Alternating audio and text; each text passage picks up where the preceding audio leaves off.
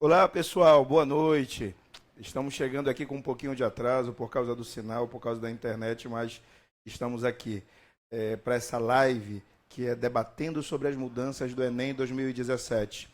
Então, sem dúvida nenhuma, a gente assim está muito honrado de poder estar aqui, de poder fazer esse debate, fazer essa discussão tão necessária, principalmente nesse segundo semestre, o semestre onde as pessoas estão aí se preparando de maneira muito intensa para o Exame Nacional do Ensino Médio. Antes de começar essa discussão, eu gostaria de me apresentar. Para quem não me conhece, eu me chamo Jorge Castro, sou professor, sou consultor educacional e já venho desempenhando um trabalho há cerca de 4 anos de formação de professores para o entendimento do Exame Nacional do Ensino Médio. Então, essa minha caminhada ela começou aí em 2013 e desde 2013 para cá a gente vem esclarecendo, a gente vem informando diretores, coordenadores, professores, alunos, pais, sobre esse que é o segundo maior exame de ensino médio da história mundial, o Enem.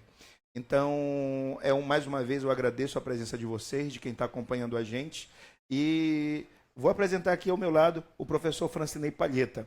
Professor Francinei Palheta, professor da Universidade Federal do Pará, um dos grandes estudiosos do Exame Nacional do Ensino Médio, sem dúvida nenhuma um grande especialista que a nossa região conta, e que já foi diretor de ensino médio e educação profissional de todo o estado do Pará. Já trabalhou junto com o pessoal do MEC em programas no que diz respeito ao ensino médio, já participou de inúmeros debates em todo o Brasil sobre essa temática e eu tenho a honra de tê-lo aqui. Além de ser meu amigo pessoal, é sem dúvida nenhuma um grande profissional. Eu tenho aqui ao meu lado uma das pessoas que, sem dúvida nenhuma, eu não tenho medo de errar, mais entendem sobre o Exame Nacional do Ensino Médio e sobre TRI, Teoria da Resposta ao Item, do Brasil. Então, professor Francinei, seja bem-vindo. Passo a palavra para o senhor aí para dar essa primeira mensagem para os nossos internautas. E diga uma coisa, antes de ele começar a falar, mandem suas perguntas, interajam com a gente, mandem suas perguntas e aproveita, curte, compartilha, marca aquele teu amigo que você acha que vai se interessar, porque hoje a gente vai dar muita informação importante. Tenha certeza que a live de hoje vai ser uma live que vai te adicionar muito conhecimento no que diz respeito ao Enem. Professor Francinei. Professor Jorge, muito obrigado aí pelo convite, tá? Quero agradecer aqui para todos, né? A gente tem uma longa amizade já de algum tempo e é uma grande honra estar aqui fazendo essa live, iniciando esse trabalho que você vem trazer para nossa região. Você está de parabéns mais uma vez, está aí na vanguarda aí dessa iniciativa, né? Nossa região é muito carente em pessoas que entendam sobre isso e você, para mim, é uma referência também no Brasil sobre Enem. Eu já tenho aprendido muito sobre Enem com você. E mais uma vez a gente está aqui para dar alguma contribuição. Quero dizer que também a todos, né, que estaremos aqui tentando tirar o máximo de dúvidas possível sobre as mudanças desse ano. E vamos lá, vamos começar agora com essa transmissão aí. Bem, olha só, em 2014, movido por esse sentimento de tentar esclarecer mais as pessoas sobre o Enem, de levar essas informações para professores da rede privada, da rede pública, para coordenadores, para diretores, enfim, para pais, para alunos, eu fundei uma consultoria educacional, ela se chama Macedo de Castro Consultoria Educacional, e a gente vem percorrendo todo o Brasil, desde então, fazendo formação com professores, dando palestras, oficinas, ou seja, levando esse conhecimento. Nós já temos aí uma bagagem de mais de 2.000 educadores que passaram por eventos que nós promovemos. Então, essa bagagem que a gente traz hoje para uma transmissão para todo o Brasil. O papo que a gente vai levar aqui hoje é um papo que a gente leva na universidade, a gente leva no barzinho, a gente leva em todo canto. Toda vez que a gente se encontra, eu e o professor Francinei, que a gente começa a falar sobre o Enem, surgem muitas informações, muitas dúvidas, a gente sempre compartilha muitas experiências, e aí a gente decidiu fazer isso para todo o Brasil, levar isso através da internet, esse veículo tão democrático que é a internet, que facilita tanto a gente obter informação. mas a gente já vai começar. Eu espero que você já tenha se ajeitado aí, eu espero que você já tenha pego aquela água, marcado aquele amigo, enviado o convite para alguém ver essa live aí, que tenha certeza. Muita gente, mas muita gente mesmo, vai ter informação relevante, informação pertinente e que vai adicionar. Você, professor, vai adicionar para a preparação dos seus alunos, você, coordenador, diretor, vai adicionar para a sua escola e vocês que são alunos também, vai adicionar para o dia que você vai fazer o Enem, para o dia que você for fazer o Enem, que está pertinho, dia 5 e 12 de novembro. Bem, vamos começar, professor? Vamos lá, Jorge. Mãos à obra. Nós dividimos aqui a nossa live em 7 pontos. A gente vai falar sobre 7 pontos fundamentais que esse ano de 2017 precisam ser discutidos para o Exame Nacional do Ensino Médio. O primeiro ponto, professor, a mudança dos dias do Enem. O Enem acontecia num sábado e num domingo, ele passa a acontecer agora em 2 domingos. Essa mudança que foi fruto, inclusive, de uma consulta pública. O Ministério da Educação, numa iniciativa muito louvável, ele fez uma consulta pública e se resolveu que o Enem seria em 2 domingos. Isso traz benefício, traz malefício? Qual a sua opinião sobre isso, professor? Olha, professor Jorge, eu acho que essa é uma das mudanças mais impactantes desse ano, né?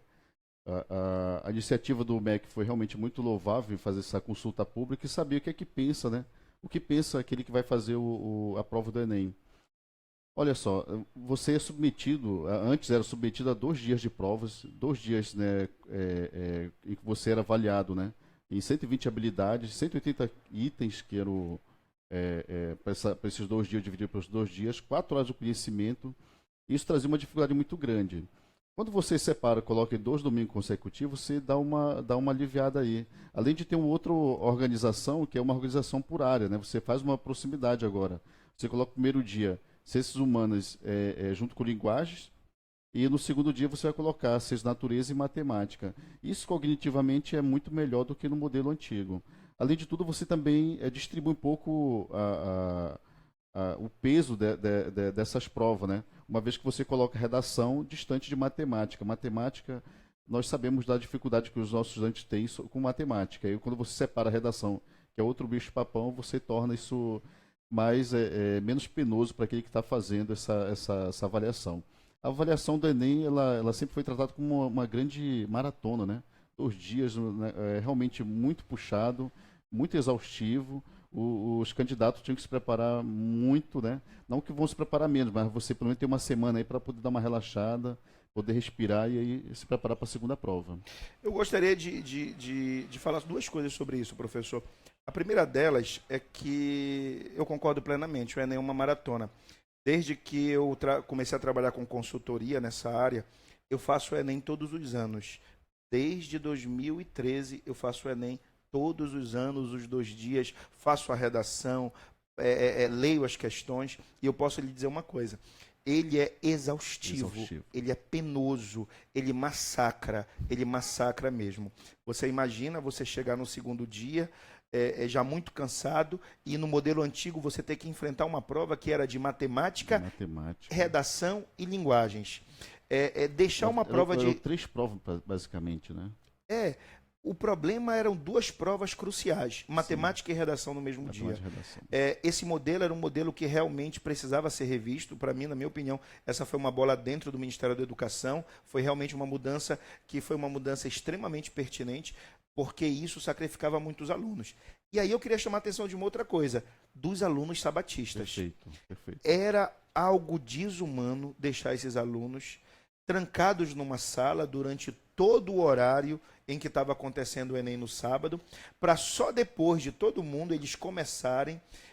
Você já deixava eles numa condição de desigualdade. Há quem diga assim, não, mas era pouca gente. Mas não interessa. Não, a gente tem que ser inclusivo, né? Tem que ser inclusivo, a gente tem que pensar em todo mundo. Os alunos sabatistas passavam mesmo por uma condição desumana. Então, essa mudança ela foi uma mudança muito adequada.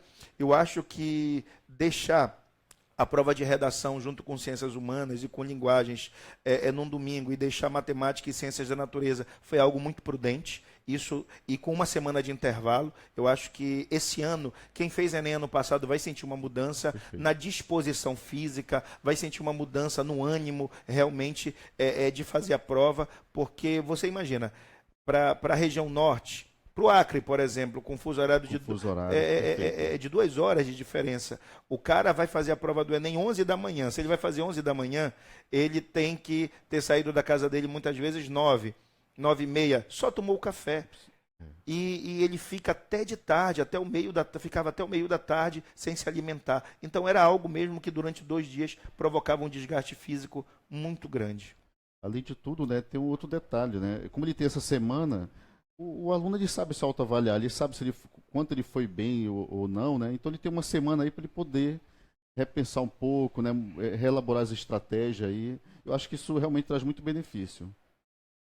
Bem, tem um outro ponto aqui que precisa discutir, que é o seguinte. Uma outra mudança que houve para esse ano é o Enem não valer mais como uma prova de certificação de ensino médio. Foi uma mudança bastante debatida, foi uma mudança realmente que já era um clamor há muito tempo dentro do INEP e que precisava, mas precisava mesmo ser olhada com carinho. Então, na sua opinião, essa mudança foi boa? Ah, sem dúvida.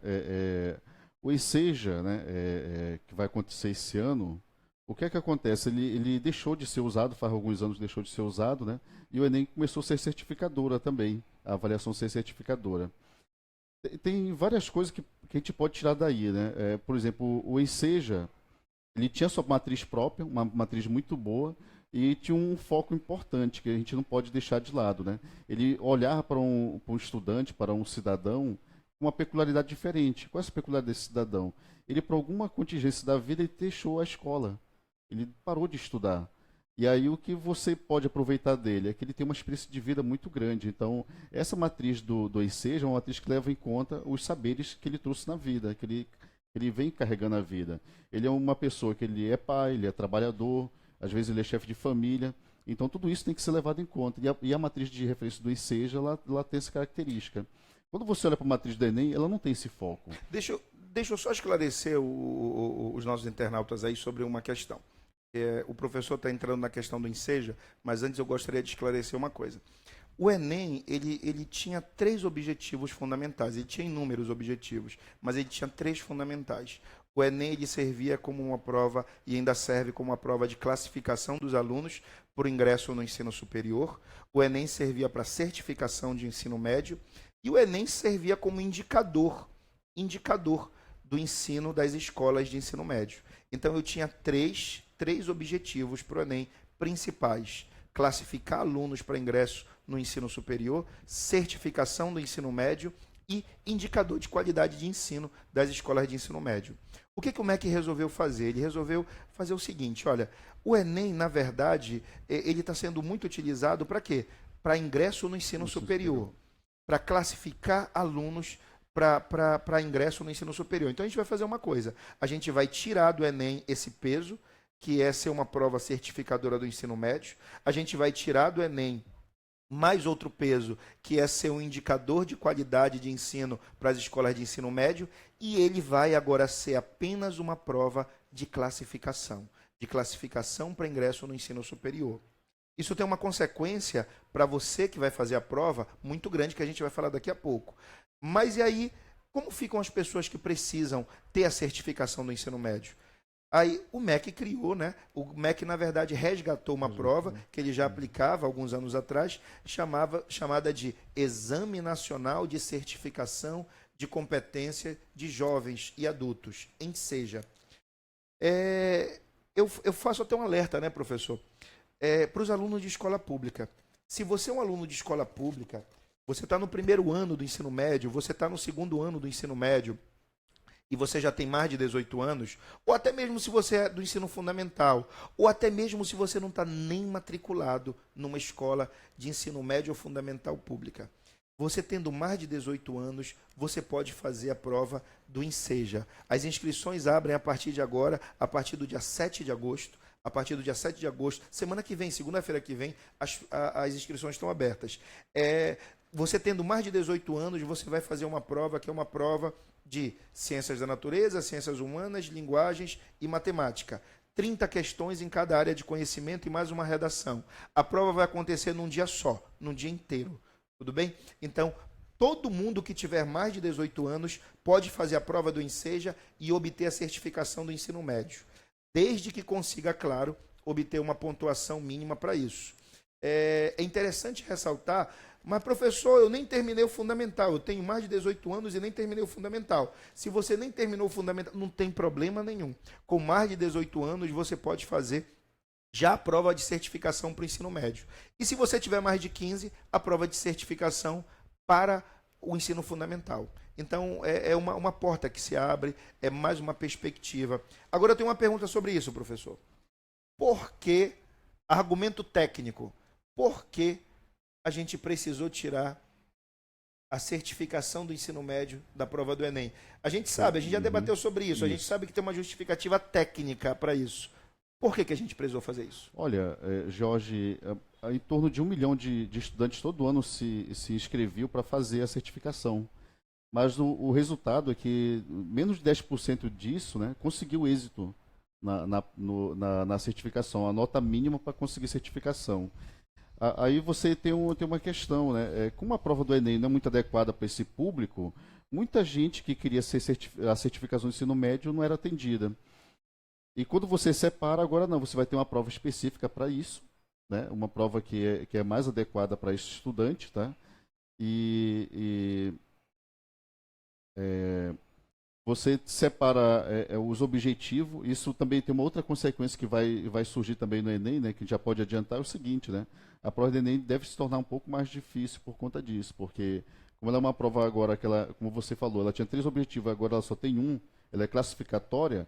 Como ela é classificatória, ela pode ser exigir um pouco mais, o que não podia acontecer antes, que senão você penalizaria ainda mais essa pessoa que se inscrevia para o Enseja. Para a gente tentar explicar isso, a gente vai mostrar uma imagem, professor. Ótimo, uma imagem lá. aí, um gráficozinho, para tentar explicar como é que fica isso, né? Nessa imagem, a gente tem a distribuição dos itens por grau de dificuldade. A gente sabe que os itens, eles são 25% dos itens são fáceis, Perfeito. 50% dos itens são medianos, são de dificuldade mediana, e 25% difíceis. Essa não é uma distribuição, claro, uma regra. Isso daí são valores de referência. Eles tentam montar sempre, dentro das áreas de conhecimento, Perfeito. 25% de itens que sejam fáceis, 50% de itens que sejam medianos e 25% de itens que são difíceis. Na imagem que a gente está mostrando aí na tela, a gente pode observar uma coisa. A gente observa que esses 25% de itens fáceis, dando uma olhada lá, de baixo para cima, começando aí, o internauta que está acompanhando aí, de baixo para cima. Esses 25% de itens fáceis são itens que podem variar de um valor que a gente chama de proficiência entre 300 e 450. Esses valores também não são valores fixos. Esse é um exemplo didático que a gente está dando para que as pessoas possam entender. Esses valores não são valores que são pré-estabelecidos e não são fixos de um ano para o outro. Então você imagina, eu tenho 25% de itens fáceis, de questões fáceis, que oscilam aí num valor de 300 a 450. Ok. O que acontece agora é que a prova não é mais uma prova certificadora. O que vai acontecer é que esses itens fáceis vão se concentrar mais próximos dos 450 e mais distante dos 300. E claro que isso vai aumentar a dificuldade. As questões fáceis vão passar a ser fáceis, mas num grau de dificuldade superior. A mesma coisa vai acontecer com as questões medianas. Pode observar, as questões medianas, a gente pode dizer aqui, no exemplo didático, que elas tinham uma proficiência que ia de 451 até 650. Agora que a prova é só classificatória, eu vou ter aí, então, uma aproximação desse teto. Os itens vão tender a se aproximar da proficiência mais alta. Os itens mais próximos de 450, talvez eles não entrem mais na prova. Então, eu posso dizer que eu tenho itens medianos mais difíceis que antes. Difícil. E a mesma coisa vai acontecer com os itens difíceis. Os itens difíceis que iam em algumas réguas até 850, agora eles vão até 890, 900, 920. Ou seja, de maneira geral, tanto as questões fáceis, médias e difíceis, elas vão ter seu grau de dificuldade aumentado. Isso a gente tem certeza que vai acontecer. Então, voltando aqui para a gente, professor, voltando aqui para o nosso papo, eu queria deixar claro uma coisa, que o aluno, então, nos próximos, talvez esse ano ele já sinta isso. Quem sabe esse ano essa mudança seja um pouco mais sutil, mas para os próximos anos isso é certeza absoluta de acontecer. Então, para você que está se preparando para o Enem, para você que quer um curso disputado, seja de medicina, engenharia, direito, saiba que você vai encarar uma prova mais difícil, provavelmente, do que foi ano passado. E se você tiver que fazer essa prova no que vem, você vai encarar uma prova mais difícil ainda, porque agora o Enem se tornou uma prova puramente classificatória. O fato de a gente ter retirado a certificação do ensino médio fez com que essa prova ela se tornasse uma prova bem mais, vai se tornar uma prova bem mais difícil. Tudo bem? O senhor tem alguma coisa a comentar sobre isso, professor? Tem algo a falar sobre isso? Eu acho o seguinte, que esse ano vai ser um ano realmente, né? Para todos nós, um ano aí que é uma transição, com toda transição, essa expectativa, né? Outro dia a gente estava discutindo sobre isso e essa foi uma das conclusões que nós chegamos, né? Que certamente daqui para frente nós começamos a ter um Enem com um nível de dificuldade mais alta. Você vai mostrar mais à frente aí um gráfico mostrando as médias, né? Isso. E a gente depois pode chamar atenção para isso, que os valores estavam mais ou menos estagnados, não variava muito, né? E agora deve ter um deslocamento para um nível mais elevado em todas as áreas do conhecimento. Ok. Então, sobre esse segundo ponto que nós estamos discutindo, a questão que consequências tem o Enem ter deixado de ser uma prova certificadora de ensino médio, agora a gente tem o Enseja, né? Que consequências isso traz para a prova? O aumento do grau de dificuldade da prova. O aumento do grau de dificuldade. Essa aí é alguma consequência natural quando você passa a ter uma prova que é classificatória. Olha só, estou vendo um professor, amigo nosso de redação aqui, professor Daniel Loureiro, acompanhando. Um abraço, professor. Obrigado aí por prestigiar a gente, fazendo uma pergunta que já eu vou colocar aqui para a gente, professor. Ótimo. Aproveitando que ele é professor de redação, eu vou para um terceiro ponto, que é o ponto da redação. Vamos lá. O que é que você acha que muda, professor, agora no que diz respeito à redação para 2017? O que é que a gente pode pensar sobre a redação? Não houve nenhuma mudança significativa no que diz respeito à redação em si, mas esse conjunto de mudanças que houve, ele afeta de alguma maneira a redação? Eu acredito que sim, ele afeta porque agora o estudante ele vai ter um dia, né, que é diferente da matemática, né? E assim, era uma sobrecarga muito grande, né? Como você diz, você tem experiência em fazer a prova, né? O que é muito raro um professor ir lá experimentar como é a sensação que o estudante tem, né? Isso nem todo mundo faz, isso é algo louvável, sentir na pele, né, o que o estudante vai passar.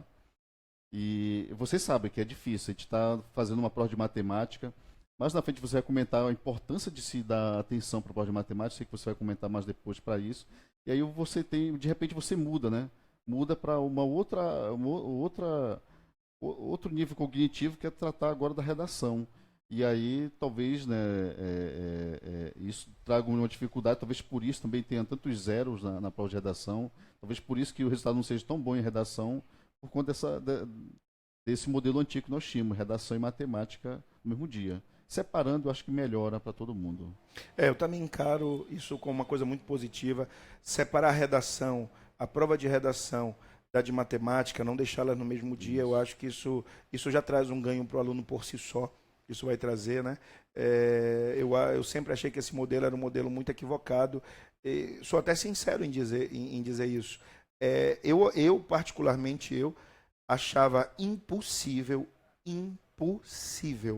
se conseguir fazer uma redação bem feita, se conseguir fazer as questões de matemática, pelo menos analisando uma a uma, com calma, e ler todos os textos da área de linguagem. Eu fiz essa prova dos 4 últimos anos, eu achava isso absolutamente impossível de ser feito. Eu sempre brincava com isso, que eu dizia que eu nunca tinha conhecido nenhum aluno que me dava certeza que no segundo dia de prova, no dia que era matemática, redação e linguagens, conseguia resolver tudo. Sempre tinham questões, inclusive, que eram chutadas, eram marcadas direto no cartão resposta, porque não havia tempo para isso tudo. Então, é muito importante que a gente reflita sobre isso. Eu acho que a redação ela ganha nesse sentido. no que diz respeito a não estar junto com matemática. Eu acho que isso foi um ganho por si só. Ok? Agora, falando de redação, a gente tem uma imagem para mostrar aí, pessoal. Vamos lá. A gente tem uma imagem para mostrar muito interessante para os nossos internautas. Eu queria que o senhor comentasse sobre isso, que depois eu também tenho um comentário a fazer sobre essa imagem aí. Olha, tem um comentário aí, né? 2014 foi um ano que repercutiu muito a prova de redação pelo número de zeros, né? Que saiu nesse ano, né? Mais de 500.000 de pessoas tiraram zero. E em 2015 houve uma redução, né? Por um passe de mágica, reduziu aí para um décimo, né? Bem, o MEC ele usou uma estratégia, né? Foi uma estratégia aí que foi separar, tirar as provas em branco, né? Não contabilizar isso e considerar só aquelas que os alunos não tinham deixado em branco. Aí tem, claro, tem outros critérios para que o aluno tire zero, nesse caso aí. Mas, assim, em 2016 esse número aumenta, né? Não que ele aumente, mas quando a gente vai ver os microdados de 2015, o número de pessoas que deixaram em branco é mais ou menos aquele valor ali que está em 2016, ou seja, mais ou menos metade, 290.000 deixaram em branco em 2015. Ou seja, em 2014, 2015, 2016, a gente pode dizer o seguinte, o número de zero praticamente continua, se você juntar branco e o estudante que resolve, faz a redação. O professor Franceneide tem um trabalho sensacional de fazer análise desses dados do Enem, de fazer essa análise aí no que diz respeito aos microdados, que a gente chama de microdados, e é fantástico indo. Ainda sobre essa imagem, eu quero comentar uma coisa. Eu quero fazer um comentário sobre essa imagem ainda, que um comentário muito relevante no que diz respeito agora à parte de baixo da tabela.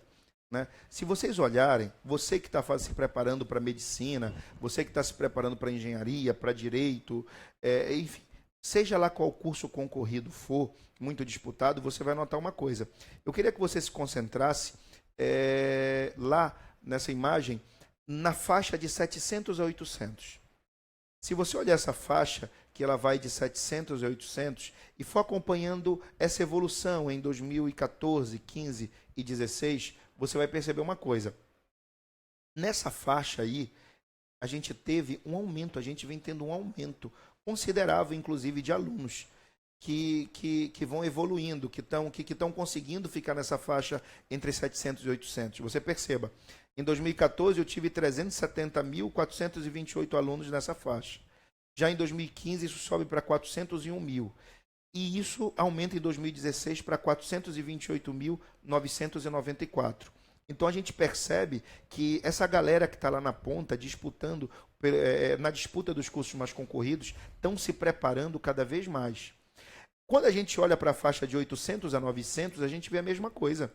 A gente vê o pessoal, olha só a evolução, de 112.522 em 2014 para 128.276 em 2015. E na prova do ano passado, em 2016, você tem aí 143.813 na faixa de 800 a 900.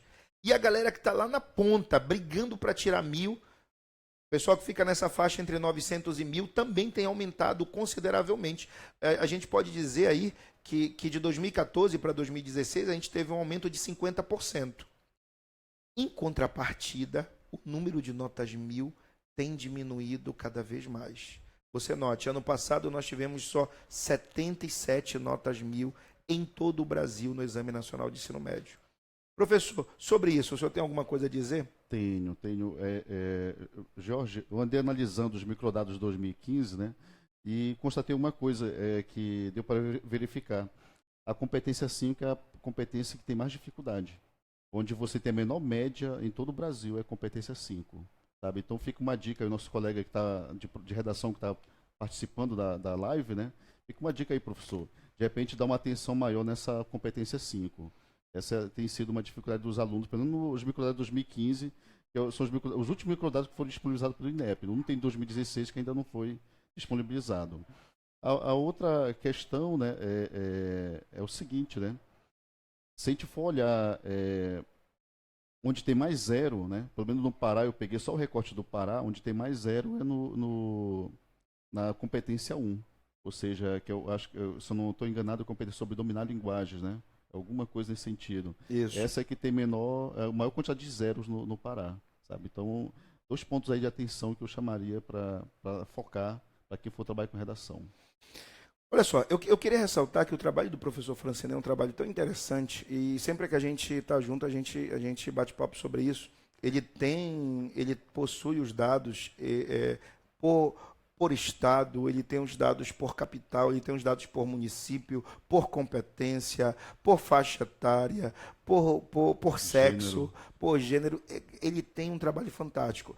E eu gostaria de deixar essa mensagem para os diretores, coordenadores, professores. A preparação para o Enem ela tem que ser uma preparação pautada em dados, pautada na análise de informações técnicas. Ela não pode ser feita no achismo, ela não pode ser feita simplesmente de uma maneira como se fazia para o vestibular antigamente.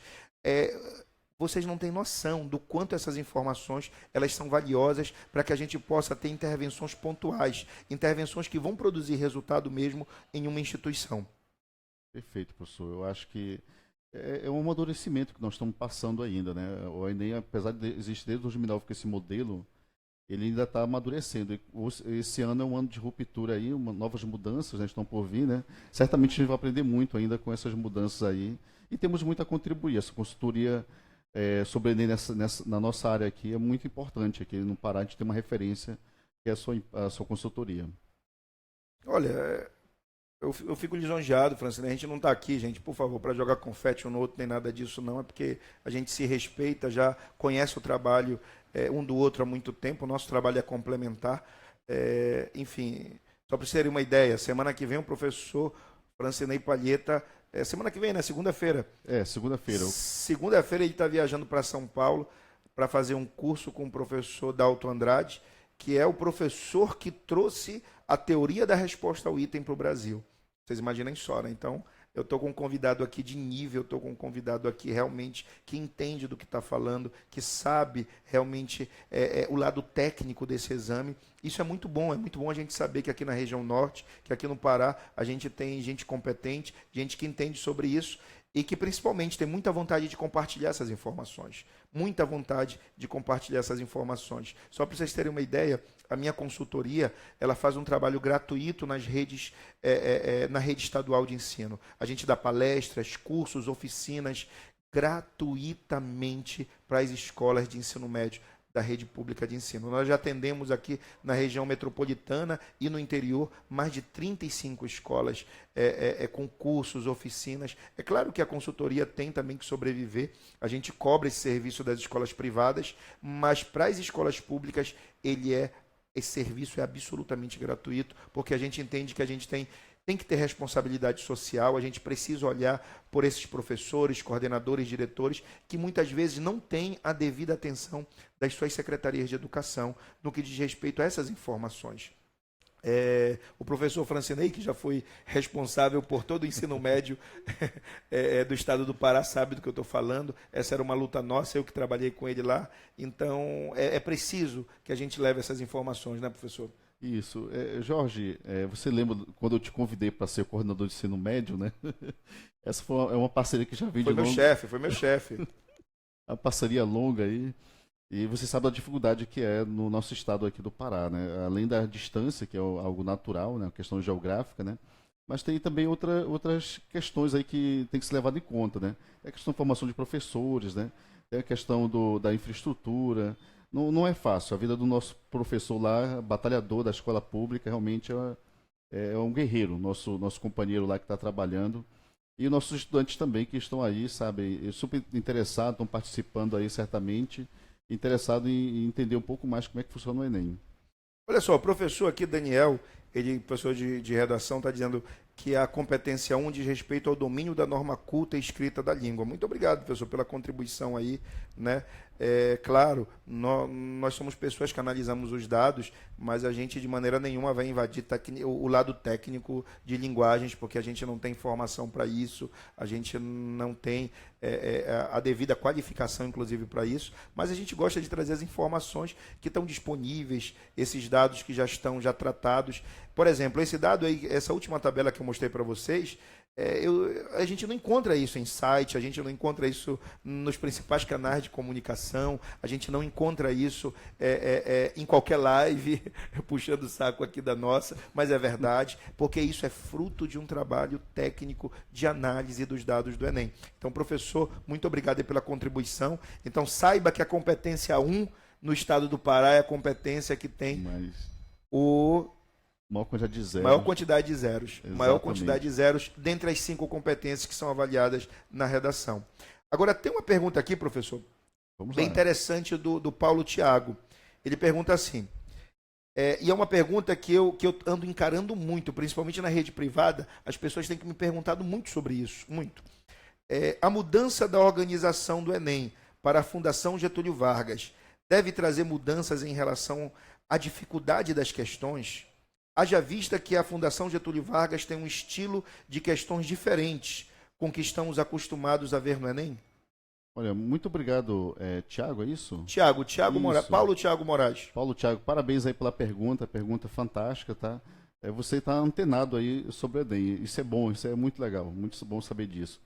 Olha, meu amigo, é o seguinte, a prova do Enem, ela é construída, né? Ela é montada em cima do banco de itens do INEP. Então, esse banco de itens já existe, tá? A empresa que é contratada, ela vai tratar mais da parte logística, da parte operacional. Então, o nível de dificuldade não deve aumentar ou baixar, haver variação por conta dessa contratação. Deve acontecer por conta desse público agora que vai ser diferenciado.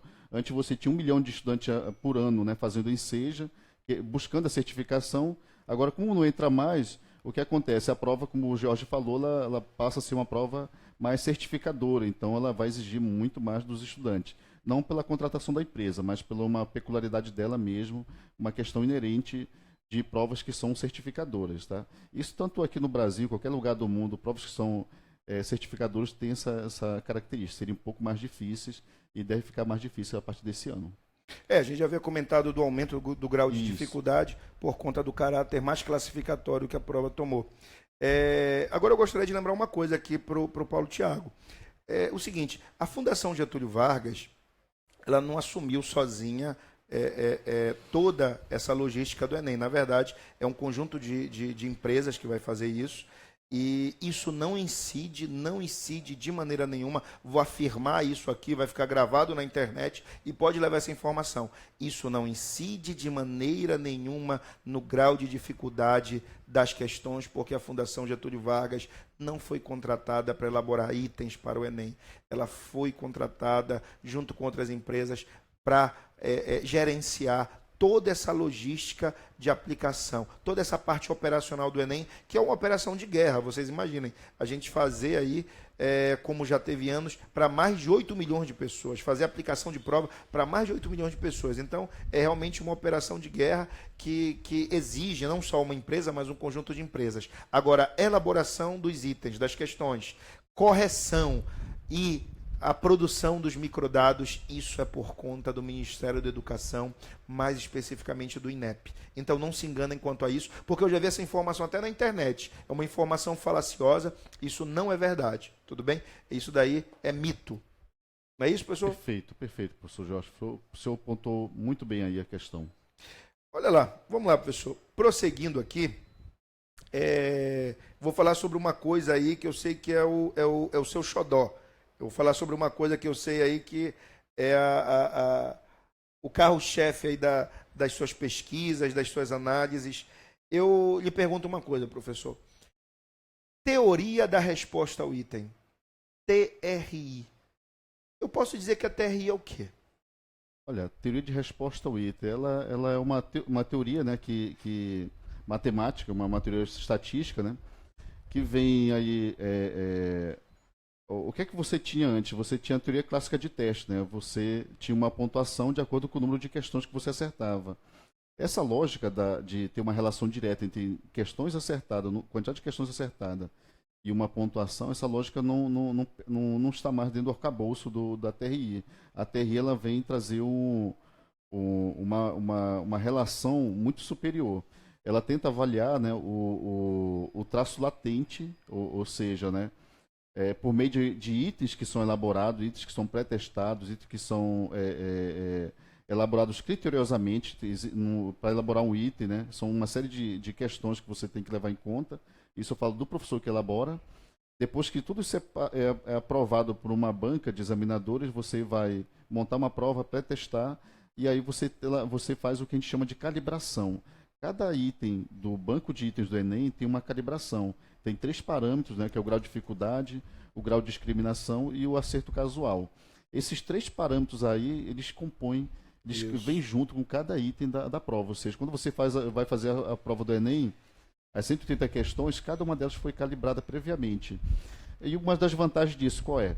É que você pode comparar. Esse é um aspecto interessante. Você faz a prova do Enem em um ano que vem eu posso montar uma prova do Enem com um grau de dificuldade semelhante. Isso é possível fazer. Bateria claro. clássica de teste, não tinha como fazer isso. Vale a pena ressaltar, né? A gente teve esse ano, por exemplo, a aplicação da prova no dia normal do Enem. Depois a gente teve a aplicação de uma outra prova que foi para os alunos que foram impedidos de fazer porque as escolas estavam ocupadas, que foi junto com os privados de liberdade. Então, a teoria da resposta ao item, ela permite uma comparabilidade, mesmo que você tenha provas diferentes. Eu sei que isso parece absurdo, porque, como ele disse, a gente está acostumado com a teoria clássica de testes. Você sempre vai dizer assim, não, mas se o cara fez outra prova, então ele já não está mais em pé de igualdade com o outro. Só que essa segunda prova são com itens pré-testados, cuja proficiência é muito semelhante ao conjunto de itens da primeira prova. Então, eu estou enfrentando 2 provas com o mesmo grau de dificuldade. Como eu sei que é o mesmo grau de dificuldade? Foi o professor que elaborou que disse? Não, foi a pré-testagem que disse isso. A grande vantagem no Enem é que a gente tem itens pré-testados, itens que foram testados previamente para poderem serem aplicados, coisa que a gente não tinha nos exames de vestibular. Eu sempre brinco, né, que os exames de vestibular eles têm banca, enquanto que o Enem tem banco, um banco de itens, um banco de questões pré-testadas. Então, entre a banca e o banco, eu hoje confio muito mais no banco, porque eu acho que ele fornece dados para a gente, que a gente pode comparar. Dados, inclusive, que eu queria dividir com vocês aí. Professor, a gente sabe que todos os anos o MEC ele divulgava o resultado do Enem por escola. Não era isso? Exato. Do ano anterior, claro. Em 2017, divulgava o resultado de 2016. Em 2016, divulgava de 2015. Só que esse ano o MEC resolveu acabar com o resultado do Enem por escola. O MEC disse que não vai mais divulgar, porque ele achava que as escolas privadas usavam isso como ranqueamento, usavam isso para se autopromover, e que eles não entendem isso como uma coisa que seja realmente produtiva. Enfim, tem uma polêmica aí quanto a isso, mas o fato é que eles não vão divulgar. Os dados mais recentes que nós vamos ficar, então, são os dados de 2015, que saíram em 2016.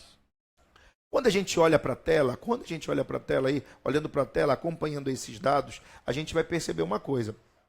A gente percebe que, primeiro, se a gente comparar a média do Enem por escola, da rede privada de todo o Brasil, quando a gente faz esse comparativo, olha só, média do Enem por escola só da rede privada. Primeiro a gente dá uma olhada que Minas tem um protagonismo, né, professor? Ali Minas consegue ficar lá em cima. As escolas privadas de Minas Gerais, elas conseguem ter um desempenho que é um desempenho bom, né? Deva-se isso muito porque eles aderiram logo ao Enem, logo em 2010. Logo em 2010, acredito até que antes, em 2009 mesmo, a UFMG já aderiu ao Enem e as outras universidades também. Então, eles passaram a ter essa cultura do Enem muito mais cedo que os outros estados. E, claro, a gente não pode desmerecer o trabalho pedagógico das excelentes escolas que a gente tem lá. E aí a gente vem na sequência aí, né, dos bons resultados com o Espírito Santo, com Santa Catarina, com o Rio Grande do Sul, São Paulo, Distrito Federal, Mato Grosso do Sul e por aí vai. Eu gostaria de chamar a atenção do nosso estado, professor, do nosso querido Pará, né? No resultado do Enem por escola, a gente tem o Pará em 25º lugar. Só fica atrás do Maranhão e de Alagoas. O que acontece aqui, professor? O que a gente tem que... O que faz com que a gente tenha um resultado? Porque alguém pode dizer, não, peraí, o Pará ele fica nessa posição porque a gente não pode comparar o Pará com Minas Gerais, a gente não pode comparar com Santa Catarina, com Espírito Santo, com o Rio Grande do Sul, e eu concordo plenamente com isso. O problema é a gente ficar atrás de Roraima, o problema é a gente ficar atrás do Acre, do Amazonas, do Amapá, da Paraíba, de Sergipe. Em alguma coisa a gente está errando. A gente está errando a mão aí no que diz respeito ao Enem, porque a gente tem aí uma das piores preparações para o ensino médio de todo o estado. Aliás, de todo o Brasil. De todo o Brasil. Então isso é grave. Na sua opinião, a gente podia acreditar isso ao quê? Olha, eu acho assim, tem vários aspectos, né? Por exemplo, lá em Minas Gerais tem uma característica importante, né? A gente conhece algumas redes lá, eu sei que você conhece também, investiram muito em Enem, investiram muito em simulados, né? Eles contam hoje com uma expertise na área de simulados, de trabalhar por competência, por habilidade, material didático de boa qualidade, né? Muito focado para o Enem, né? E para cá nós estamos ainda, chegamos tardiamente nesse processo, a gente entrou um pouco aí com um certo atraso. 2013, para ser mais preciso, em 2013 é que nós entramos e de maneira parcial. O Estado do Pará adota o Enem como uma parte da sua avaliação, mais precisamente a Universidade Federal do Pará adota só como uma parte da avaliação em 2013, Exato. 4 anos depois desse novo modelo do Enem. Exatamente. Então, isso trouxe um atraso. E detalhe, eu posso te adiantar aqui que não foi fácil a Federal entrar nesse processo. Viu? Houve uma luta lá muito forte dos professores para fazer essa mudança aí. Esse é um dos aspectos, Jorge. E assim, o outro aspecto, né, como você falou, né, é ruim quando a gente compara aqui na região norte, né? A gente pode estar bem postado na região, pelo menos. Mas nem isso a gente consegue, né? A gente tem uma dificuldade muito grande. Então, material didático, a formação também de professores, nós somos oriundos de uma formação ainda muito voltada para a teoria clássica de teste, de estudar com base no conteúdo.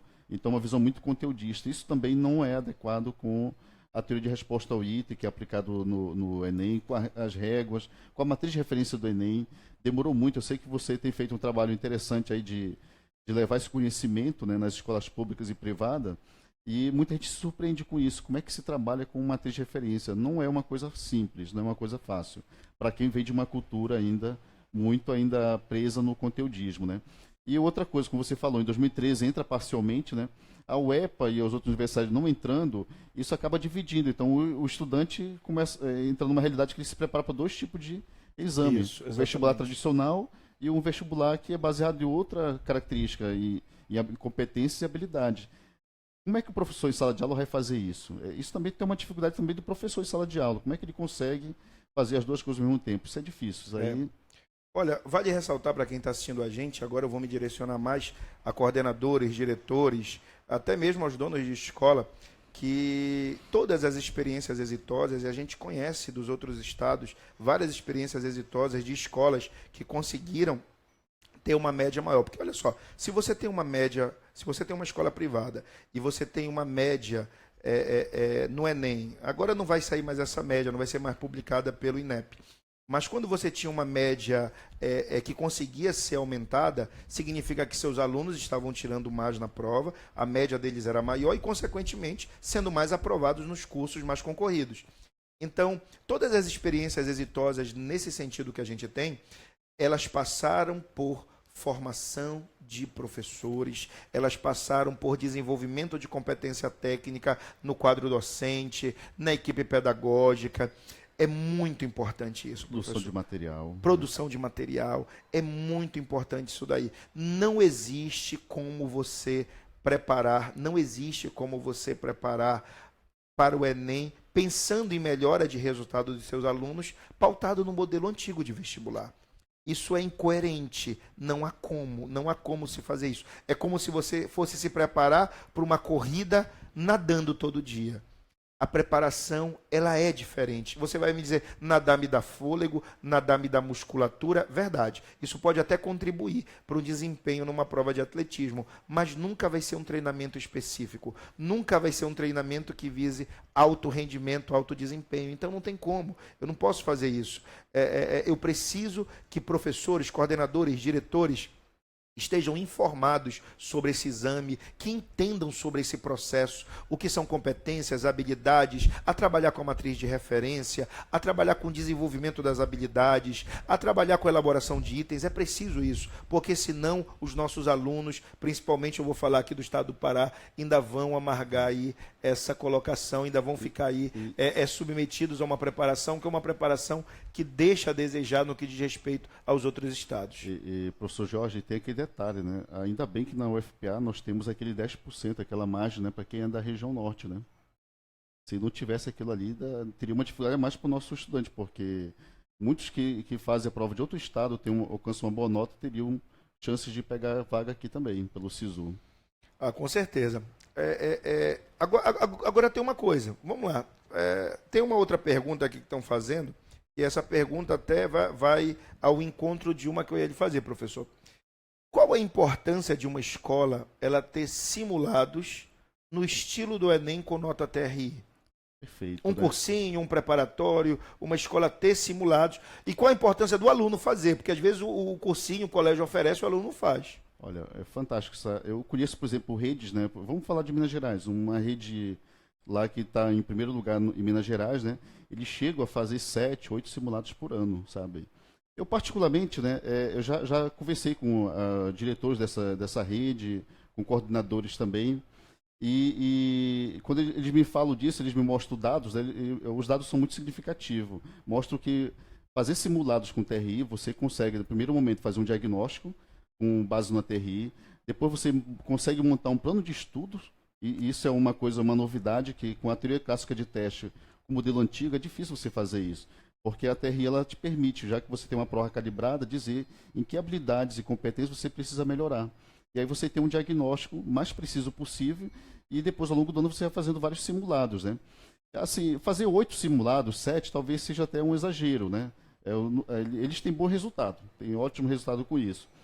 Mas é necessário fazer. Pelo menos eu diria assim, no mínimo 2 simulados. Eu acho que no mínimo 2, porque um seria o diagnóstico e depois você faria um mais na frente para aferir, antes da prova da prova do Enem, como é que esse aluno evoluiu, o que é que ainda precisa ainda uma reta final ainda ajustar, né?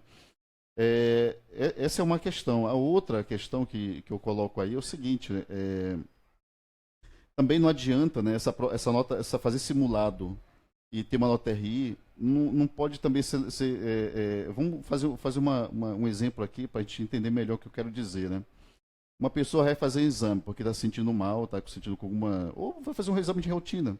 Aí obtém um exame, chega em casa ansioso, abre aquele exame para ver o que é, né? Alguns até vão à internet procurar saber o que é que está indicando aqueles dados, né?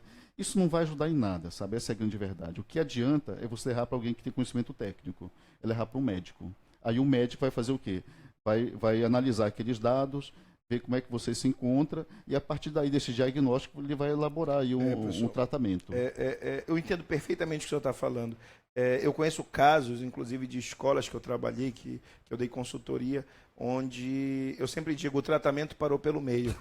O tratamento parou pelo meio. O simulado não pode ser o fim, né? Isso. Aí, o simulado. O dono da escola, o coordenador, ele aplicou simulado para os alunos. Meus alunos fizeram 3, 4 simulados no estilo do Enem, com nota TRI, e no final ele me diz, eu não vi melhorar o rendimento deles. Isso não melhorou no final o rendimento deles.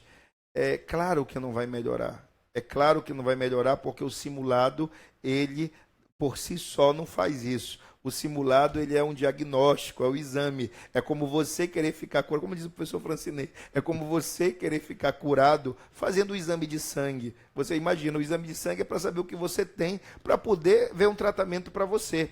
O problema é que a gente não vê nas escolas esse cuidado pedagógico de olhar para esse resultado, reunir a equipe por área de conhecimento, mostrar isso para a equipe de professores e para dali traçar intervenções pontuais com base nisso daí.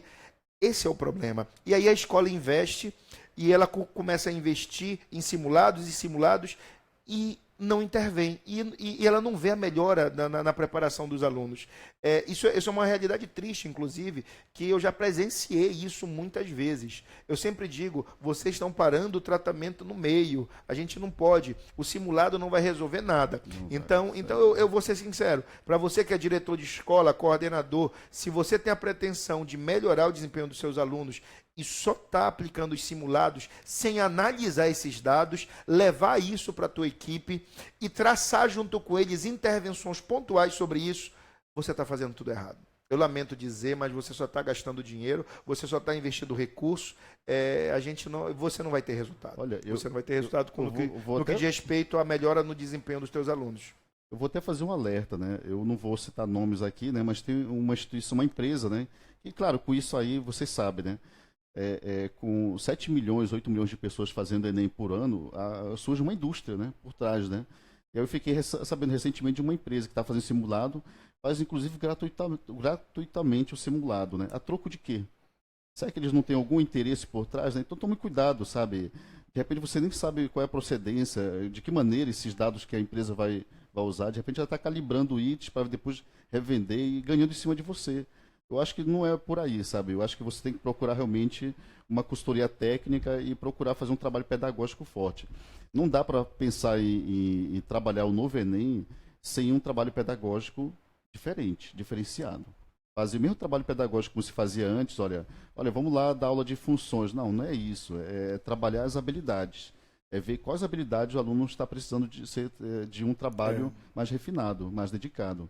Eu conheço escolas, por exemplo, do eixo sudeste, né, que faz um trabalho, inclusive, às vezes, a partir da prova diagnóstica, realocar os alunos, montar novas turmas. Ou seja, aquela turma que estava predeterminada, ela se modifica para quê? Para ter um arranjo que você consegue trabalhar melhor as habilidades de competência. Olha, e chamando a atenção para o aspecto técnico sobre isso, né?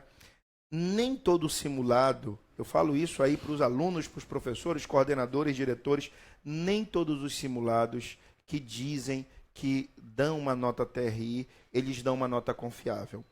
É preciso para isso, um simulado ao ser produzido, ele precisa ter a régua dele equalizada com a régua do Enem.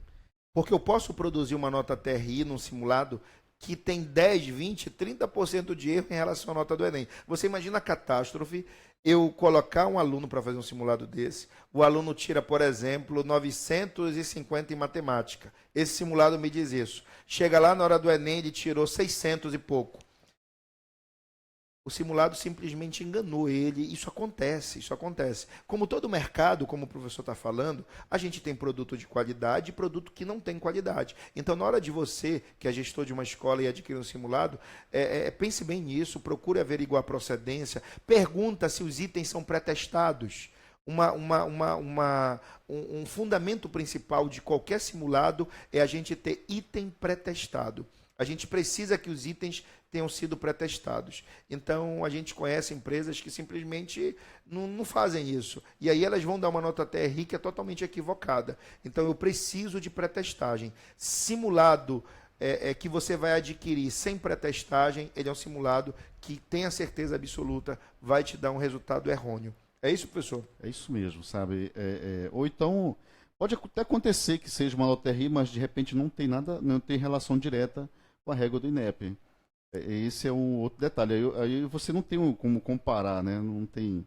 E aí você vai acabar fazendo uma prova no escuro. Você não sabe realmente em que situação você está em relação à régua do Enem. Esse é o grande problema.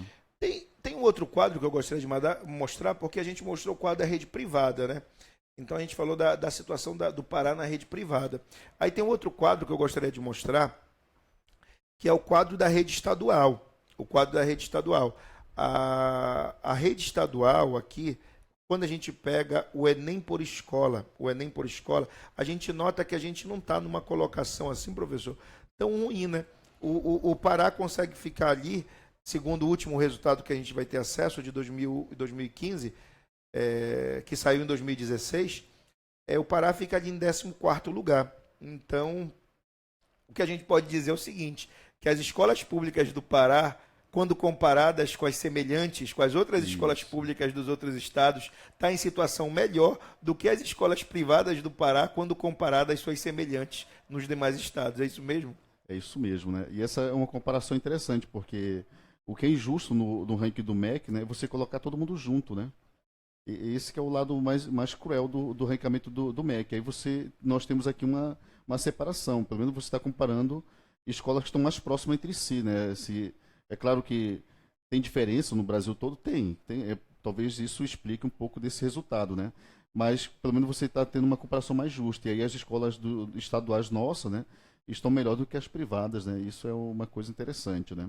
É interessante que a gente trabalhou lá na SEDU, quando a gente estava lá no Enem, né, Jorge?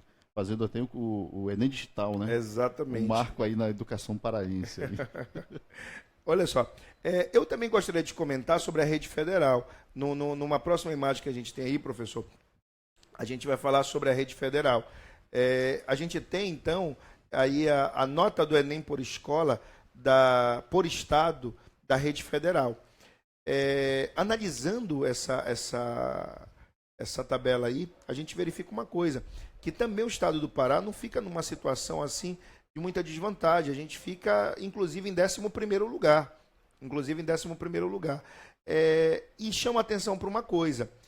A rede federal, em todo o Brasil, ela tem uma média superior à rede privada. As escolas federais... Quem são as escolas federais? São as escolas militares, são as escolas de aplicação e são os institutos federais. Essas escolas, elas têm uma média no Enem superior da rede privada. Escola pública.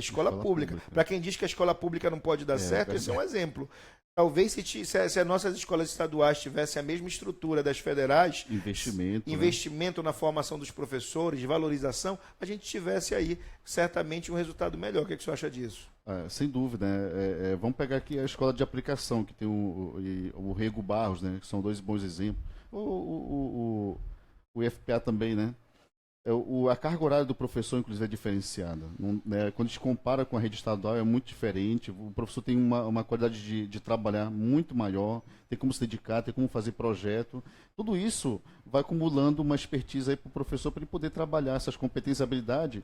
E, às vezes, o que é curioso, né, Jorge? Às vezes ele nem sabe que está trabalhando para isso, né? Mas como ele está trabalhando numa vertente muito maior, numa visão muito maior de currículo, que eu acho que é uma coisa também que a gente tem que chamar atenção, né? Matriz de referência não é currículo, né? Isso. Muita gente confunde, né? Isso, e eu acho que as redes federais, elas fazem tão bem o currículo, praticam tão bem o currículo, que como o currículo é maior do que a matriz de referência, quando o aluno vai lá fazer a prova do Enem, ele sai muito melhor. Esse é um diferencial fantástico. A escola privada, provavelmente ela deve cumprir os 200 dias letivos, coisa que a escola estadual nem sempre cumpre. A escola federal, em geral, ela cumpre. É raro você ter casos que ela não venha cumprir os 200 dias letivos. E deve cumprir muito bem a matriz curricular. E aí, né, o aluno estudando matriz curricular, certamente ele estará preparado, porque ela vai além da matriz de referência. A matriz de referência, é importante lembrar isso, a matriz de referência do Enem ela é um recorte da estrutura maior que a matriz curricular. Isso. Olha só, o pessoal aqui de Bragança, o pessoal de Santarém, mandando um abraço para o senhor, dizendo que está conectado aqui. Então, Obrigado. Poxa, que bacana. Pessoal de Bragança, pessoal de Santarém. Um abraço aí, pessoal aí. É um prazer tê-los aqui com a gente, né? Poder informar. A internet é um instrumento assim muito democrático, né? A gente poder chegar aí pertinho de vocês, poder chegar no celular de vocês, levando informação, levando certamente algo que pode contribuir aí no caso dos professores, para as aulas, para o trabalho pedagógico, para os técnicos, para os pedagogos também, para os alunos, para os pais. Isso é muito bacana. Que bom, né? Que a gente tem hoje a internet, que democratizou bastante aí a comunicação. Professor Jorge, eu quero parabenizar, sabe? Eu sei que ainda não está no final, mas já aproveitar aí, né? Por esse trabalho, essa iniciativa, porque realmente nosso estado é um estado carente de formação como essa, formação técnica, né? Nós chegamos um pouco tarde, né, em relação a Enem, a gente acabou de discutir agora, né? E aí você agora está fazendo esse trabalho aqui fantástico e transmitindo para todo o estado. Isso é um resultado incrível, sabe? Isso aí, a gente tentou fazer isso muito bem na SEDUC, né? Pena que nem sempre as condições eram favoráveis. Verdade. Olha, e eu vou aproveitar para anunciar uma coisa para vocês. um anúncio extremamente importante, que aí eu quero dizer para vocês que eu me arrisco a dizer, e olha que eu pesquiso muito sobre isso, o professor Francinei também, que vai ser o primeiro produto do Brasil nesse sentido, o primeiro produto do Brasil. A minha consultoria está lançando um curso online para professores, coordenadores e diretores de escola. Esse curso online, ele é um curso que, claro, ele se originou da minha experiência presencial. A gente já teve oportunidade de ministrar cursos, palestras, oficinas aí para mais de 2.000 professores em todo o Brasil. É claro que muito concentrado na região norte, alguns aí do centro-oeste, mas a gente já tem uma experiência muito grande. Transformamos isso num curso de aproximadamente aí, cerca de 4 horas, 240 minutos, mas que pode ter certeza que vão ser 4 horas que vão levar bastante conhecimento técnico para você. A gente discutia aqui antes da live dizendo uma coisa.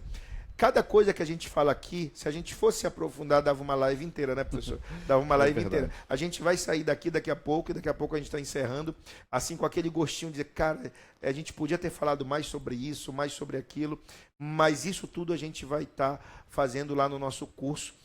Para você que quer acessar o nosso curso, para você que quer fazer, o nosso curso vai estar disponível na nossa página, www.macedodecastro.com. www.macedodecastro.com. Você entra lá e você consegue se inscrever no nosso curso.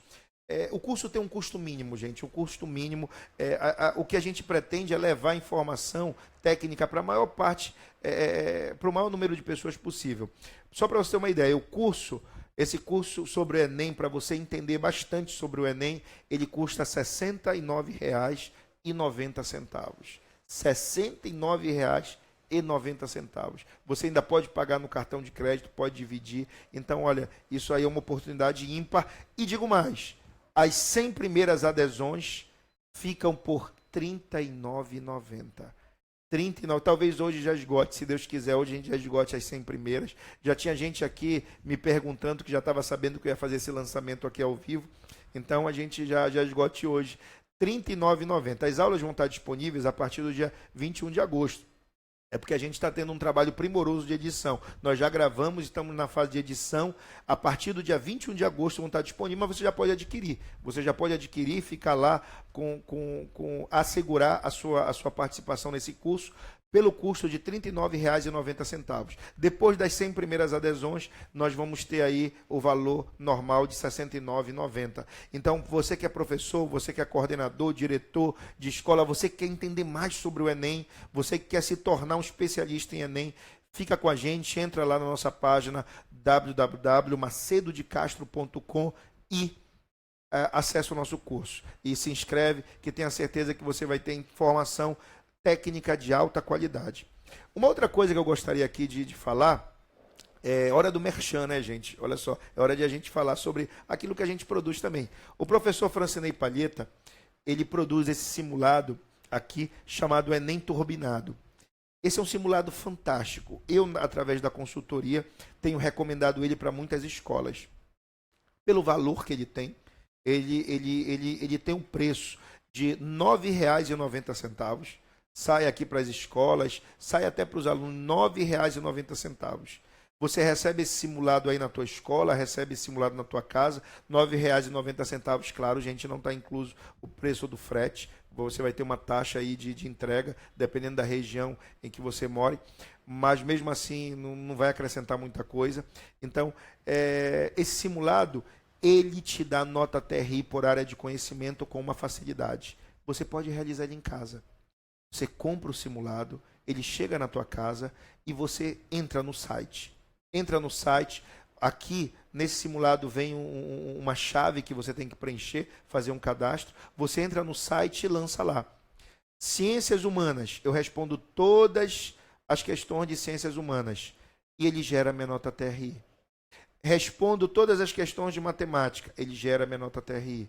respondo todas as questões de linguagem, gera minha nota TRI e assim por diante. Não tem redação, gente. Redação a gente fica devendo, porque a gente precisaria de corretores e tudo mais. E aquilo que a gente não tem condição de fazer com qualidade, o professor Francinei tem a mesma premissa aqui. Ó. Aquilo que eu não consigo fazer com qualidade, eu nem ofereço.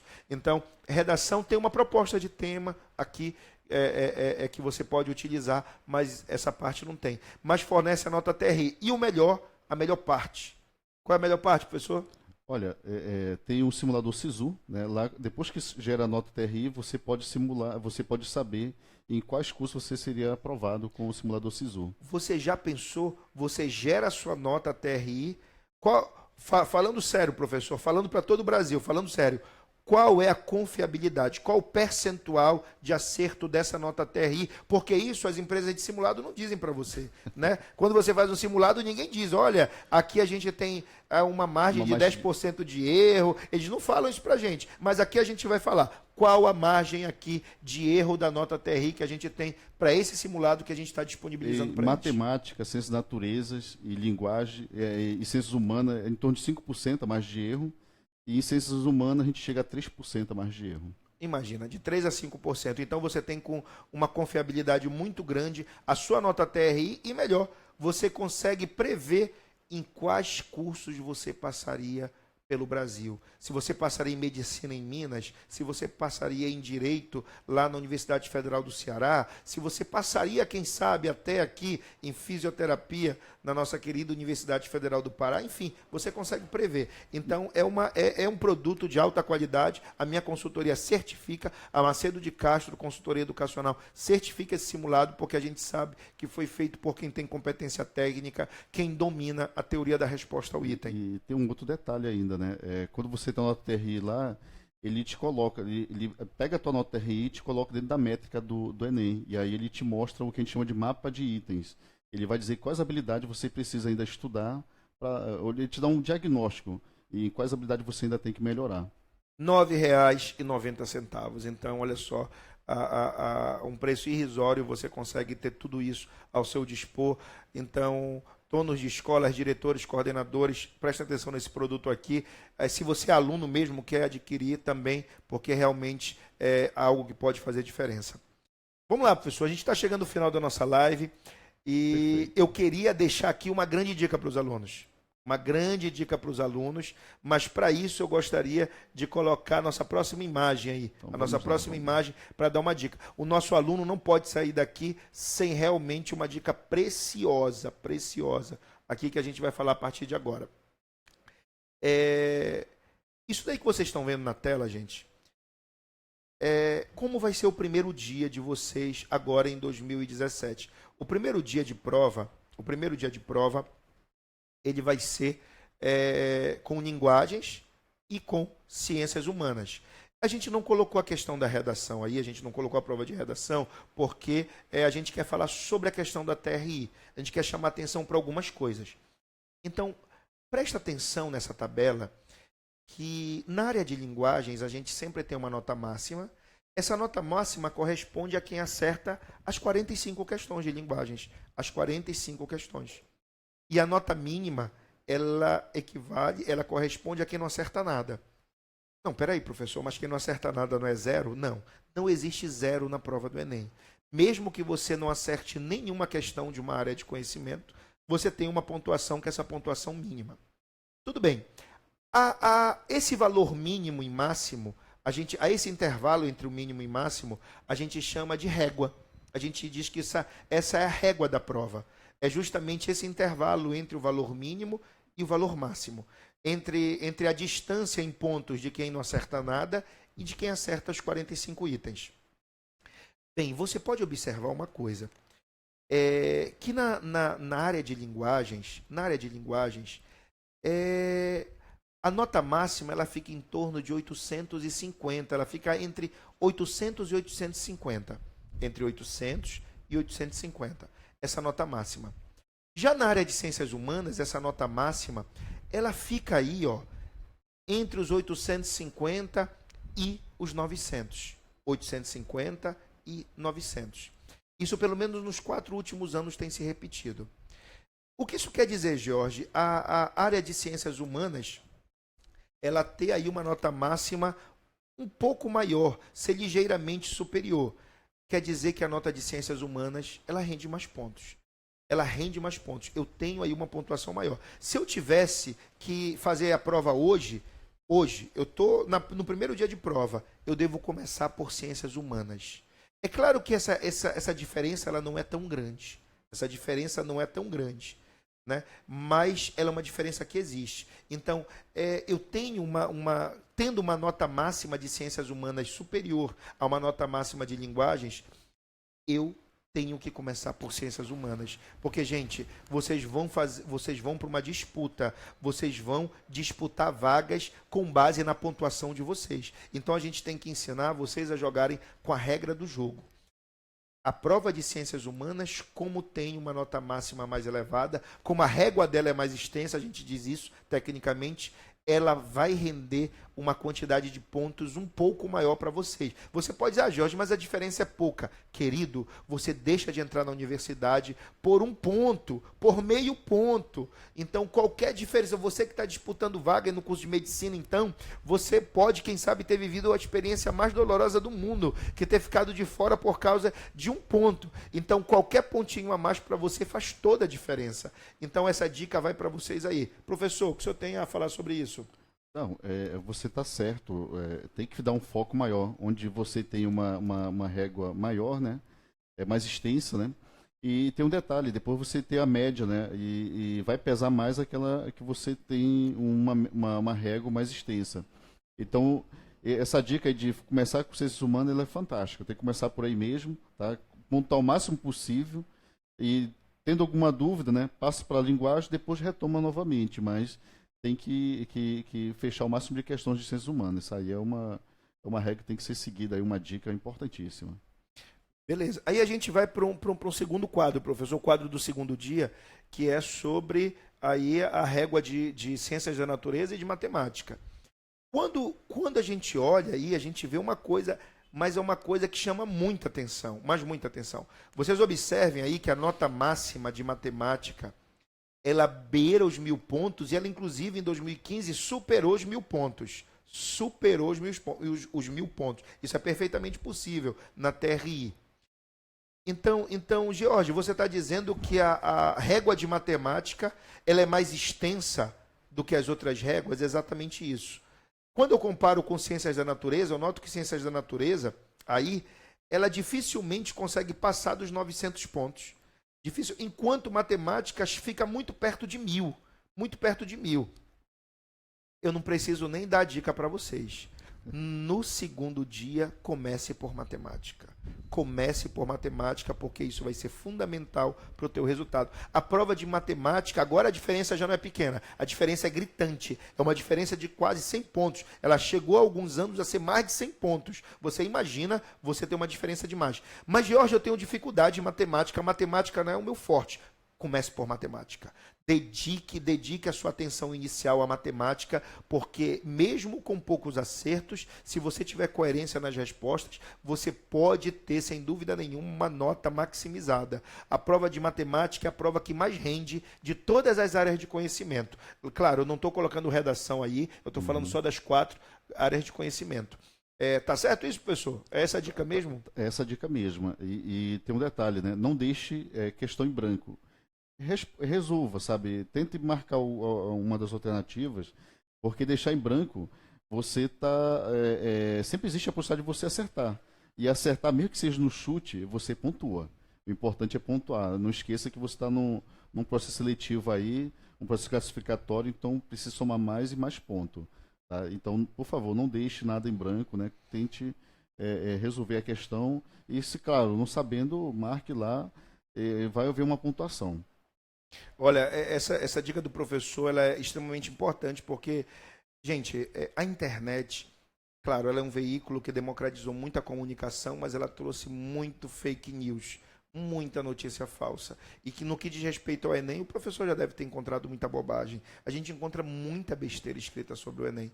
Uma besteira que eu já vi isso escrito é o cara dizer que é melhor, se o aluno tiver dúvida, ele não marcar nada, deixar em branco. Isso é uma bobagem, não faça isso. Mesmo que seja para errar, é melhor do que deixar em branco na hora da análise da teoria da resposta ao item.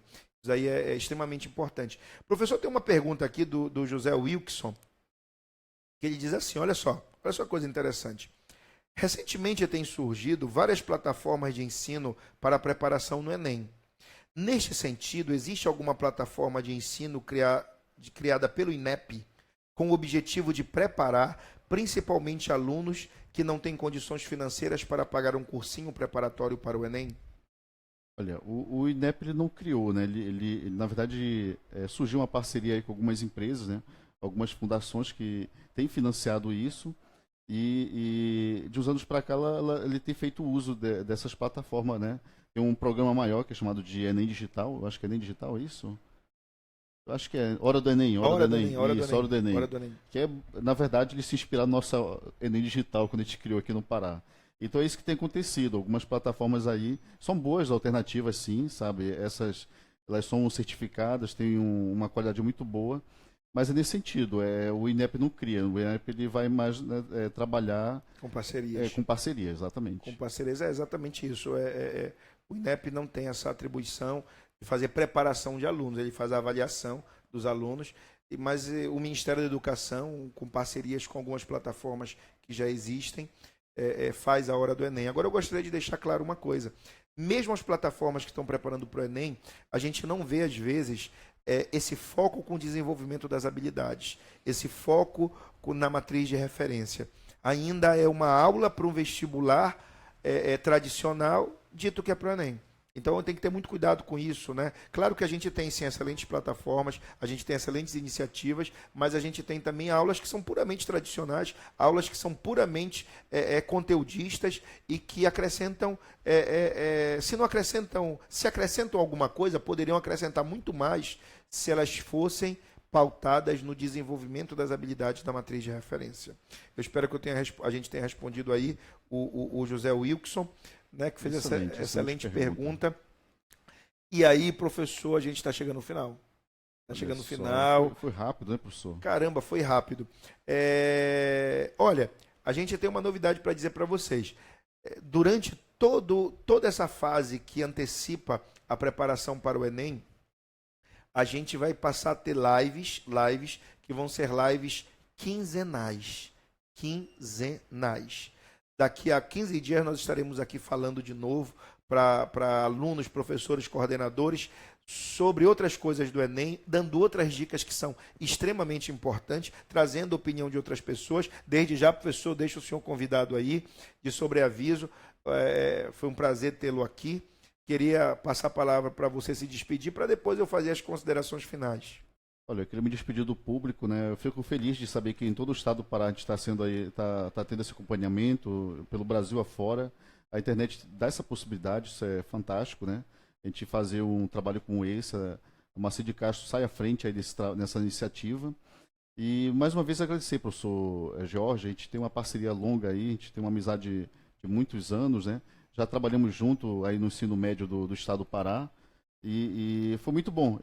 Tudo isso que a gente tem construído ao longo dos anos aí. Parabéns mais uma vez pela iniciativa. Obrigado mesmo, boa noite aí a todos. E claro, fico à disposição em qualquer outro momento que você precise.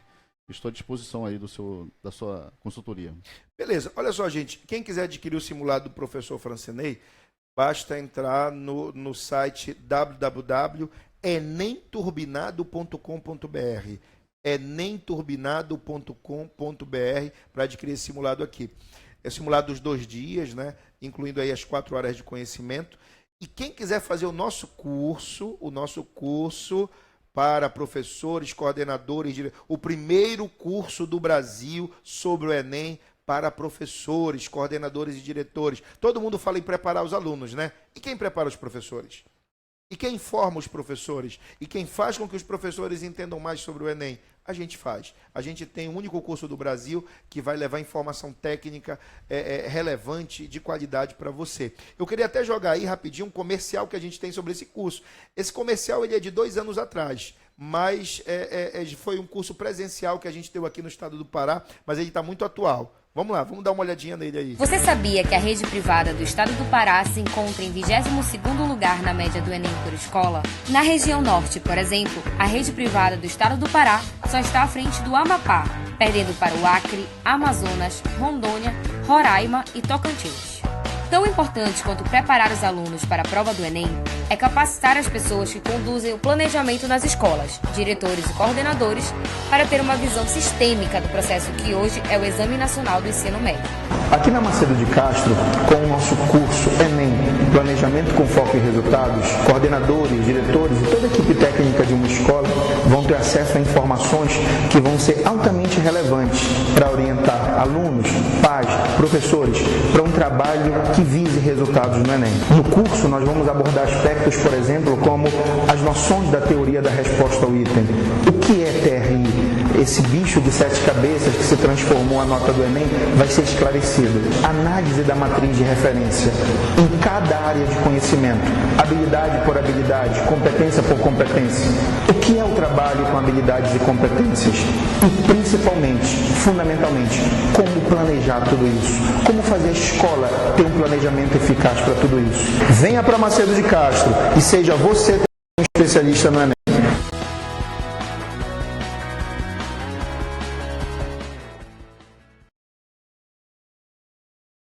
Pois é, gente, olha só, esse comercial é um comercial desse nosso curso de 2 anos atrás.